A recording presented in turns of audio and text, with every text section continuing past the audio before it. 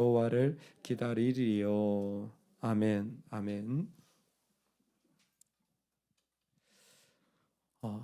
나에게 책임이 있습니다. 하나님 앞에서 나의 모습이 달라지는 은혜가 있기를 소망합니다. 아멘. 어떤 아주머니가 좀 몸에 살이 붙어가지고 좀 살을 빼려고 작정을 했는데 자꾸 냉장고 문을 여는 거예요. 그래서 이래서는 안 되겠다 해서 냉장고에다가 좀 날씬한 그 여자의 사진을 붙여놓고 내가 이렇게 돼야지 하고는 문을 열 때마다 이제 포기를 하는 거예요. 내가 안 먹어야지 포기를. 살 빼는 게 참 어렵죠. 그래가지고 이렇게 시간이 한 달 정도 지났는데 보니까 남편이 살찐 거예요. 왜 남편이 살쪘을까요? 냉장고에 그 여자 보려고 냉장고에 그 여자 보려고 자꾸 문을 열더라는 겁니다. 누구 잘못일까요? 도우소서. 사실 얼마나 아름다운 말인지 모릅니다. 한 여인이 요람 이스라엘 왕에게 도우소서. 이 도우소서라는 말은 호산나입니다. 구원의 하나님을 찬양하라. 환희에 찬 기쁨의 말이긴 동시에 간절한 도움을 요청하는 부르짖음입니다. 성 안이 이제 시리아의 베나닷에 의하여서 둘러싸게 되었습니다. 시리아 군대가 돌아가서 잠시의 평화가 있었는데 이제는 직접적으로 사마리아 성을 이렇게 둘러싸서 포위를 하는 방식으로 이스라엘에게 전쟁을 걸어온 것입니다. 사단은 늘 우리 삶의 가장 효과적인 방법을 잘 알고 있습니다. 사단은 우리를 무너뜨리는 약점이 어디인지를 알고 집중적으로 그 길을 공략합니다. 그것이 이스라엘은 그 성을 포위하는 일이었고 갑자기 꼼짝없이 그 안에 갇혀지게 된 거예요. 여러분, 우리의 약점들이 있어요. 무너지는 자리가 있습니다. 내가 좀 잘난 척하려고, 아니면 내가 옳은 척하려고, 아니면 바뀌지 않은 말의 습관 때문에. 여러분, 말 한마디도 여러분 바뀌어져야 된다는 거 아세요? 여러분, 우리가 표현하는 표정도 바뀌어져야 된다는 거 아세요? 끊임없이 우리가 하나님 앞에 세워지지 않으면 사단은 우리의 약점을 집요하게 파고드는데, 예전에는 그냥 조금씩 땅 가져가고 뭐 물건 뺏어가고 이 정도였는데 포위를 하니까 이건 완전히 아무것도 하지 못하는 상태가 되어버렸습니다. 제일 큰 어려움이 음식이었는데 먹을 것이 없어서 나귀머리, 비둘기 똥 뭐 이런 것까지 거래를 하며 먹는 시점에 이제 다 양식이 떨어지자 두 가정이 오늘은 우리 아이를 삶아 먹자. 그리고 이제 다음에 너희 아이를 삶아 먹자. 아마 이렇게 인간의 끝까지 간 거죠. 그런데 내 아이는 삶아 먹었는데 정작 이제 이웃의 아이를 먹으려고 하는데 그 엄마가 안 된다라고 하는 거예요. 그게 정상적인 거죠. 안 된다라는 거예요. 그럴 때 도와주소서. 뭐예요? 마음이 얼마나 복잡하겠습니까? 자기 스스로 죄책감도 크고, 그리고 또 이웃에 대한 배신감도 크고, 그때에 도와주소서라는 말은 말할 수 없는 그 고통과 아픔의 자리예요. 여러분, 우리가 구체적으로 무엇인가 어려움의 이야기를 들을 때 책임감을 느낄 줄 알아야 됩니다. 그것이 나의 책임감으로 느껴져야 합니다. 그게 그냥 하는 좋은 소리로 흘러간다면 그거 정말 위험한 신앙이에요. 가짜일 확률이 높습니다. 그때 그 이야기가 나의 이야기로 들려질 수 있는 은혜가 있어야 됩니다. 할렐루야. 그냥 내 자식 이야기만 힘들어서 내 이야기만 하면 그건 정말 곤란한 신앙이에요. 정말 어린아이 신앙이 아직도. 근데 누군가의 어려움이 나의 이야기가 되어져서 그게 너무 아파야 돼요. 특별히 그 이야기가 구체적일 때. 오늘 이야기를 보면 무슨 나귀 머리 하나 값, 비둘기 똥 값 이런 것까지 다 이야기하는 게 왜 그러냐면 상황이 하나님 보실 때 대단히 비극적이고 아픔이라는 겁니다. 즉, 이 이야기를 통해서 여호람은 내 이야기로 받아들여야 돼요. 그런데 여호람의 태도는 무엇이냐면 그 여인의 이야기를 듣고 그 여인을 향하여서 해결해 주는 것이 아닙니다. 두 여인의 아픔의 이야기는 이전에도 있었습니다. 누굽니까? 솔로몬에게 있었어요. 그런데 솔로몬은 그것을 지혜롭게 해결해 갑니다. 반면에 여호람은 그 이야기를 듣고 그냥 지나가며 굵은 배를 입고 이제는 탓하기 시작하는 거예요. 비난하기 시작합니다. 오늘 우리 안에 정말 하나님께서 주시는 은혜가 필요한데 왜 그 은혜가 필요하냐면 나에게 책임감이 느껴지지 않으면요, 인간은 누군가를 비난하고 탓하기 시작해요. 대표적으로 베옷을 입고 기다려야 되는데 그것이 아니라 엘리사를 죽이려고 가는 겁니다. 엘리사를 탓하기 시작해요. 그래서 엘리사를 향하여 원망합니다. 저격수를 앞세워서 가는 것을 엘리사가 눈치채고 왕이 나를 죽이려고 합니다 라고 말할 정도로 그 성 안에 말도 안 되는 일이 일어나고 있습니다. 옛날 여호람의 아버지 아합도 엘리사를 원망하며 그 선지자를 원망하며 했던 일이 있었는데 지금 똑같은 일이 또다시 반복되어지고 있습니다. 여러분, 우리가 영적으로 하나님이 나에게 들려주실 때 이게 내 부르심과 내 책임이 되어지지 않으면 우리는 아마 본능적으로 밀어내는 것 같아요. 나는 그거 별로 상관없습니다. 나는 별로 하고 싶지 않습니다. 그러면 우리 안에 이 또아리처럼 자리 잡는 게 뭐냐면 이게 비난의 마음이에요. 누군가를 향해서 비난해, 뭐 정치를 비난하든지 사회를 비난하든지 믿음의 사람을 비난하든지. 여러분, 근데 그거 아셔야 돼요. 자녀를 죽이는 제일 좋은 방법이 비난입니다.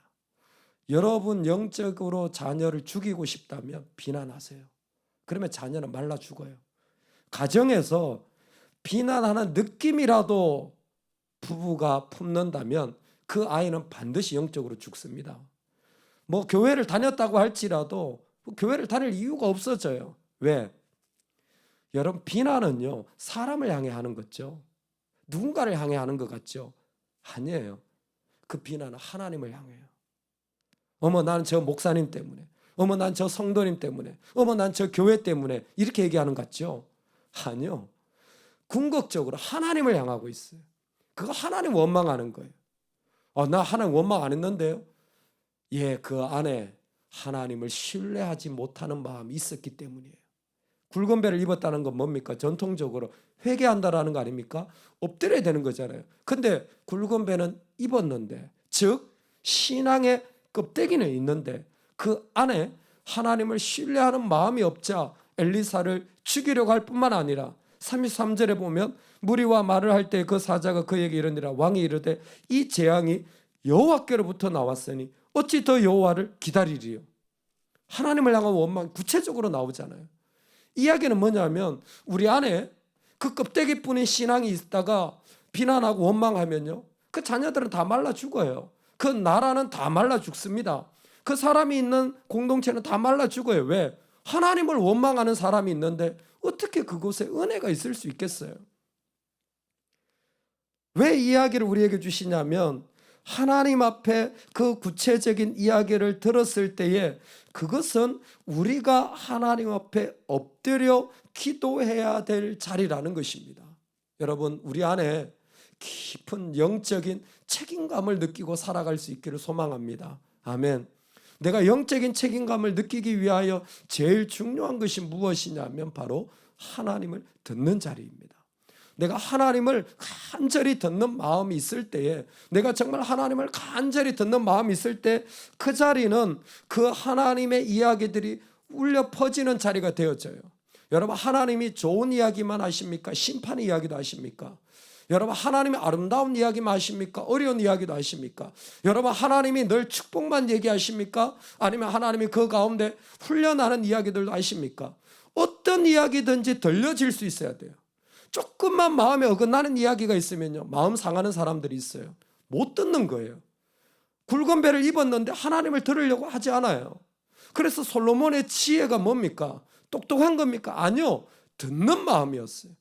하나님을 듣는 마음이 그 가운데 채워질 때에 비로소 하나님이 느끼시는 어떤 마음도 그 사람이 품어지게 되어지는 것입니다.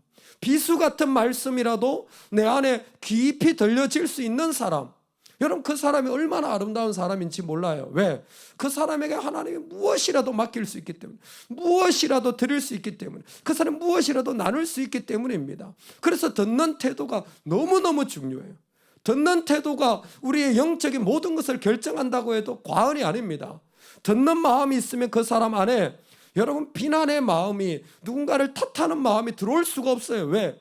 내 책임감이 너무 커지기 때문에, 그것이 내 이야기처럼 들려지기 때문에, 그것이 내가 서야 할 자리로 내가 기도하지 않고는 설 수 없는 자리들이기 때문에 그렇습니다. 그래서 하나님을 잘 듣는 그 마음이 우리를 영적인 책임감 있는 자리로 세워가는 줄로 믿습니다. 여러분 우리가 이 땅에 있으면서 책임지는 자리에 들어갈 수 있기를 간절히 소망합니다. 두 번째는 영적인 책임 있는 자리에 들어가기 위하여서 정말 필요한 게 무엇이냐면 하나님께 매어 달리는 신앙이에요. 하나님께 정말 매어 달려야 합니다. 그냥 대충이 아니에요. 정말 하나님께 매어 달려야 돼요. 하나님께 엎드려야 됩니다. 여러분 그냥 있으면 안 돼요. 어떻게 지금 이런 비극적인 일이 있는데 왕이 지나가면서 그냥 그 일을 모른 척 할 수 있단 말입니까? 이 요람은 이런 백성들의 아픔에 대하여 책임을 전혀 느끼지 않아요. 오히려 엘리사 탓이다, 저 선지자만 죽이면 내가 해결할 거다라고 생각하는데 사실 그 반대예요. 오히려 여러분 하나님께 매어 달려야 됩니다. 근데 나도 기도했는데 안 되던데요, 나도 엎드렸는데 안 되던데요. 많은 분들이 기다리지 못하는 것 같아요. 매어 달리면서 기다리지 못하는 것 같아요. 하나님이 우리 가운데 역사하실 때 가장 요청하시는 것이 무엇이냐면 신뢰의 관계입니다. 여러분 하나님 우리한테 뭘 주실 수 있습니다. 그거 안 주시는 게 아니에요. 그런데 하나님 궁극적으로 영적인 책임감의 자리까지 들어간 사람들에게 요청하는 것은 우리 서로 신뢰하자는 거예요. 너는 내 백성이 되고 나는 너의 하나님 될 때 정말 신뢰하는 관계가 되는 거예요. 여러분 신뢰가 한두 번 만나서 되어지는 경우가 있습니까? 신뢰가 몇 년쯤 같이 했다가 쌓여지는 경우가 있습니까? 내가 좀 좋은 말 한두 번 해가지고 신뢰가 쌓이는 경우가 있나요? 아니요. 그 신뢰는 기다림이 반드시 필요한 거예요. 하나님의 때를 기다려 나가는 믿음이 있기를 소망합니다. 여러분 우리 가정을 향하여서 신뢰를 쌓아야 돼요. 내가 신뢰를 쌓아야 돼요. 할렐루야. 특별히 재앙이 임했다, 구체적으로 어려움이 임했다, 여러분 그 가운데 아픔이 임했다, 그러면요 여러분들이 해야 될 일은요 내가 믿음을 심는 거예요. 정말 다 무너진 것처럼 보여도 아니야, 나는 기도하고 있어, 나는 하나님께 매어 달리고 있어, 나는 믿음을 심고 있어. 지금 보기엔 그래도 달라질 거야. 참 페이스북이 좋아요. 왜냐하면 못 보던 사람들을 보더라고요. 예전에 정말 20년 전에 만났던 제자들도 페이스북에 가끔 사진이 올라오는데 정말 깜짝 놀라겠어요. 어머 그땐 바보 같은 애였는데 어머 걔는 그때 철없이 정말 아무것도 모르는데 이렇게 잘 커가지고 이렇게 멋진 성인이 되었구나. 애를 안고 있는 걸 보니까요, 이야 매력적이더라고요. 사람이 이렇게 바뀌어요. 하나님이 우리에게 요청하시는 게 뭡니까? 여호람아, 네가 지금 엎드려서 나를 기다려야 될 때야. 왜 사람을 앞세워가지고 누군가를 죽이는 자리에 가고 있니? 아니야. 원망하지 마라. 왜 그 어려운 말 조금도 못 듣니? 왜 그 비난의 말을 조금도 못 듣니? 너 그 길 안 돼. 기다려야 돼. 너는 그곳에서 뭐예요? 산 재물 되면 좋겠다.